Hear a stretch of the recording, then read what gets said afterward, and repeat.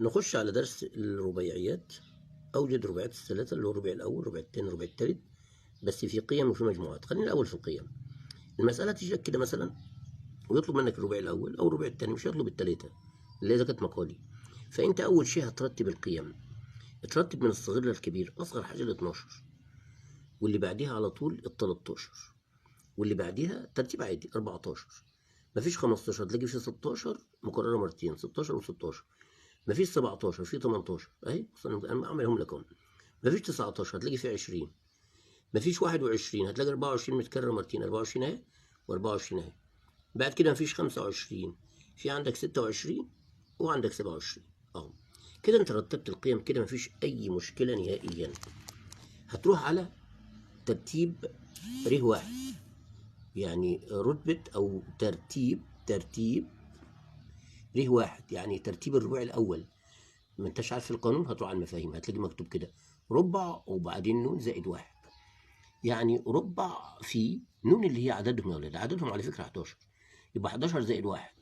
يا عم مش عارف يعملها على الحاسبه لان دول 12، 4 فيها 3، يبقى الربيع الاول هو رقم 3.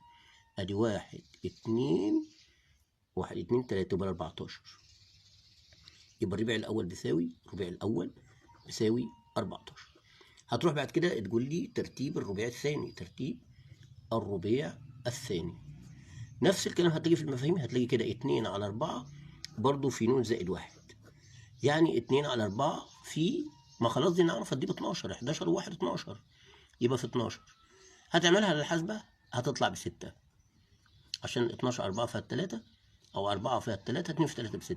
يبقى هتلاقيه السادس. في ناس تروح بقى كده، بص ادي 1 2 3 4 5 6، يبقى هو كان ب 18.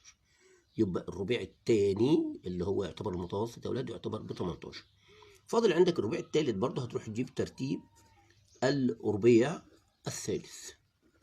لازم تجيب الترتيب الاول، طبعا هيبقى عباره عن 3 نون زائد 1 على 4.